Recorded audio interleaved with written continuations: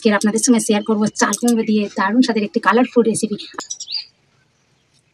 নমস্কার, সকলকে স্বাগত জানিয়ে আজকের একটি নতুন ভিডিও নিয়ে চলে এসেছি। আজকের আপনাদের সঙ্গে শেয়ার করব চাল কুমড়ো দিয়ে দারুণ স্বাদের একটি কালারফুল রেসিপি। আপনারা পুরো ভিডিওটা দেখতে থাকুন, আশা করছি খুবই ভালো লাগবে। বাগান থেকে চাল কুমড়ো কেটে নিয়ে চলে এসেছি। আজকের আর দেখানো হয়নি। চাল কুমড়োটা এরকম নরম কচি চাল কুমড়ো খেতে ভালো লাগবে।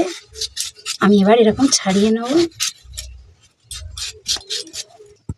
মাঝখানের অংশটা ফেলে দেব, দিয়ে আমি সবগুলো এরকম করে ছাড়িয়ে নেব। এগুলো ভালো করে ধুয়ে নিয়ে চলে আসবো। আমি একটা গ্রেটার নিয়েছি, গ্রেটার দিয়ে আমি এগুলো সব গ্রেট করে নেব।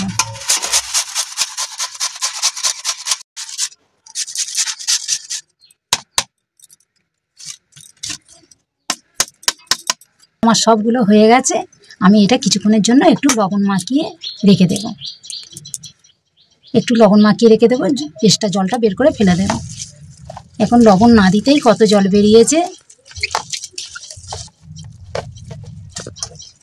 দিয়ে আমি এটা কিছুক্ষণের জন্য মিনিট 5 রেখে দিয়ে মশলা করব। যতক্ষণ মশলা করব ততক্ষণ এইটা এরকম ভেজানো থাক। মশলাটা আমি বেটে নেব। আমি এখানে নিয়েছি একটুখানি দারচিনি, একটা এলাচ, একটু রসুন, একটু আদা, একটা পেঁয়াজ কুচিয়ে নিয়েছি, 4টে শুকনো লঙ্কা নিয়েছি। আমি এটা একসাথে বেটে নেব।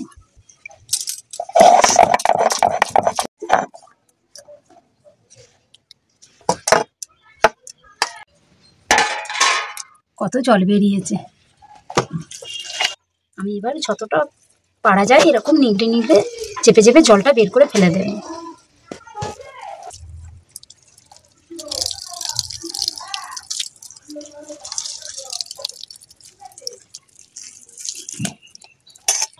আমি সবগুলো নিগড়ে নিগড়ে নিয়েছি। একটা লাউ কতটুকু হয়ে গেছে। আমি এতে কিছু উপকরণ মাখিয়ে নেব। দিয়ে দেবো এখানে কুচনো পেঁয়াজ, দিয়ে দেবো কুচনো লঙ্কা, অল্প একটু হলুদ গুঁড়ো, অল্প একটু লঙ্কার গুঁড়ো, অল্প একটু ধনিয়ার গুঁড়ো, একটু জিরের গুঁড়ো,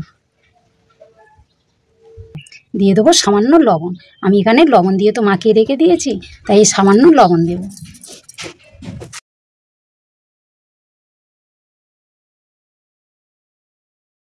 ঠিক মতো সব মশলাগুলো আমি এই লাউয়ের সঙ্গে ভালো করে মাখিয়ে নিয়েছি।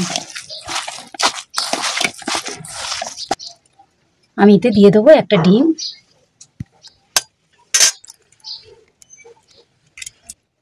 এবার আমি এটা ভালো করে এর সাথে মাখিয়ে নেব। এবার আমি দিয়ে দেবো অল্প অল্প বেসন, অল্প অল্প বেসন দেবো আর মেখে নেব। একটা লাউয়ে আমি এখানে 100 গ্রাম বেসন দিয়েছি। আপনাদের প্রয়োজন মতো আপনারা দেবেন। যতটা জল থাকবে সেই উপর নির্ভর করবে কতটা বেসন লাগবে। আমি এখানে কোনো জল ইউজ করিনি। আমি এই লাউয়ের জল নিতে ফেলেছি, ডিমের যতটা বেসন লাগবে ততটাই দিয়েছি। আমি এরকম একটা সফট ব্যাটার বানিয়ে নিয়েছি। এরকম খুব পাতলা নয় আর খুব শুকনো নয়। উনুনটা আমি এবার ধরিয়ে নেব। উনুন ধরিয়ে কড়া বসিয়ে দিয়েছি। এবার দিয়ে দেবো সরিষার তেল। আমি রান্নাটা সরিষার তেলে করব। তেল গরম হয়ে গেছে, আমি এটা ভেজে নেব।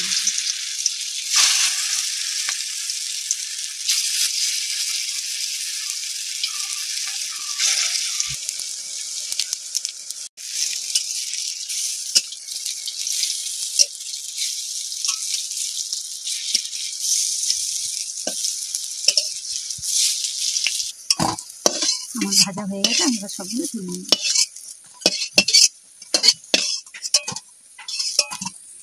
বাকিগুলো আমি এভাবে ভেজে নেব।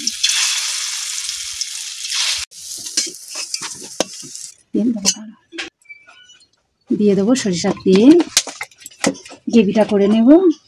দিয়ে দেবো শুকনো লঙ্কা একটা একটু ছিঁড়ে দিয়েছি। দিয়ে দেবো জিরে, সামান্য একটুখানি জিরে ফোড়নে। ফোড়নটা আমার হয়ে গেছে, জিরের সুন্দর সেন্ট বেরিয়েছে। এবার দিয়ে দেবো বাটা মশলাটা।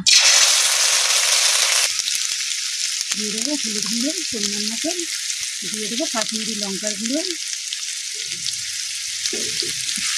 দিয়ে ভালো করে কষিয়ে নেব। দেবো একটা টমেটো বেটে নিয়েছি, দিয়ে দেবো টমেটো বাটা, ভালো করে কষিয়ে নেবো। টমেটোটাকে কাঁচা গন্ধে ভাজা গন্ধে লাগে এরকম ভালো করে কষতে থাকবে। এবার দিয়ে দেবো একটু ঝাল লঙ্কার গুঁড়ো, অল্প একটু ঝাল লঙ্কার গুঁড়ো, একটু ধনিয়ার গুঁড়ো, এই হাফ চামচ মতো জিরের গুঁড়ো দেবো, অল্প একটু মশলার বাটি ধোয়া জল, ভালো করে কষিয়ে নেব। দিয়ে দেবো অল্প একটু চিনি।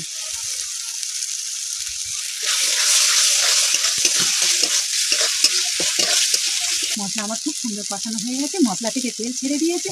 দিয়ে দেবো অল্প করে অল্প একটু জল।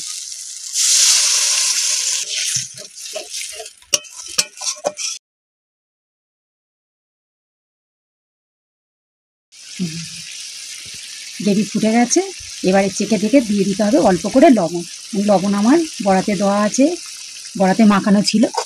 লবণ দিয়ে আমি এবারে দিয়ে দেবো এইগুলো, এগুলো এবার আমি দিয়ে দেবো। দিয়ে কিছুক্ষণের জন্য হালকা আঁচে এগুলো চাপা দিয়ে রেখে দেবো।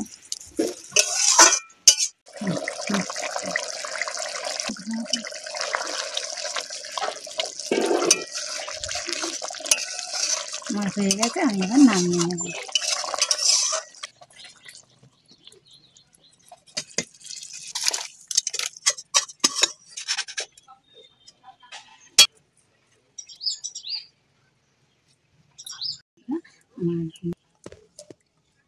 কি বললি কত?